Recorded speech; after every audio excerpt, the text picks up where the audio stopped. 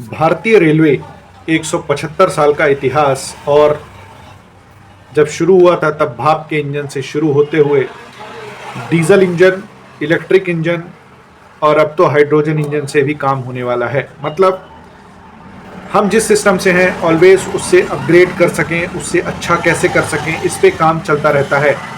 एक टेक्निकल भाषा में बोले तो रिसर्च एंड डेवलपमेंट चलता रहता है। कैसे हम यात्रा को अच्छा कर सकें, उसके लिए ट्रेन के डिब्बों में एक एक से फैसिलिटी हो रही है। और अब तो फिलहाल जो दिल्ली और कश्मीर के लिए जो वंदे भारत चलने वाली है उसमें तो हीटर और गीज़र वगैरह लगाने की भी प्लानिंग चल रही है।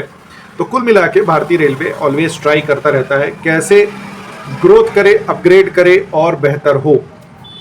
उसी तरीके से भारतीय रेलवे एक रेलवे स्टेशन को जो कि मुंबई दिल्ली रूट पे है, उस स्टेशन को एक हाईटेक बनाने की कोशिश में लगा हुआ है। ऑलरेडी काम चल रहा है और इतना हाईटेक बना रहा है कि अगर वहाँ पे मानवीय भूल हो जाए, ह्यूमन फॉल्ट से भी कुछ होने वाला हो तो भी वो सुधर जाएगा। इतना हाईटेक बनने जा रहा है।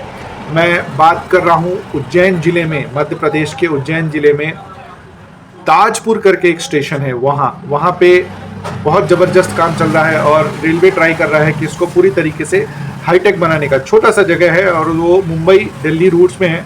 वहाँ पे काम चल रहा है इलेक्ट्रॉनिक इंटरलॉकिंग सिस्टम का, जो कि बेंगलुरु की एक कंपनी कर रही है वहाँ पे। और बहुत जल्दी शायद उसको समर्पित कर दिया जाएगा, मतलब वो ऑन प्रैक्टिस हो जाएगा।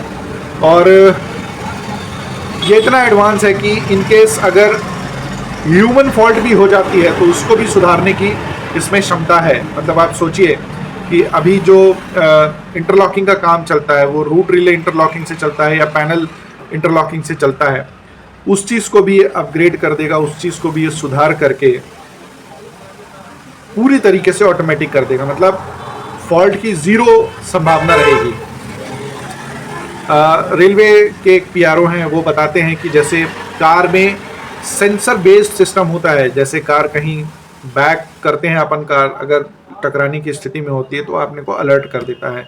आसपास के एरिया में कोई कार आ रही है या फिर बहुत पास आ गई है, एक निश्चित दूरी बना के रखना है तो अपने को कार बेस्ड सिस्टम में अलर्ट कर देता है। वैसा ही कुछ ये सिस्टम भी है जो दुर्घटनाओं के होने पे या फिर कुछ ऐसा होने पे जो सही नहीं है, जो डिस्टर्बेंस क्रिएट कर सकता है, इंसिडेंट बना सकता है, उस चीज़ को लेके ये अलर्ट करता है।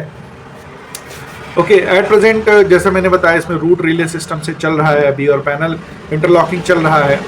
ये उसका एक अपग्रेडेड वर्जन हो जाएगा। और अगर यहाँ पे ये सही तरीके से काम कर गया तो डेफिनेटली कुछ चीज़ अच्छी होती है तो उसको सभी जगह फैला दिया जाता है। अभी फिलहाल ये जो टेक्नोलॉजी है वो जापान में चल रही है और ये जापानीज टेक्नोलॉजी है, काम कर रही है बेंगलुरु की एक फर्म।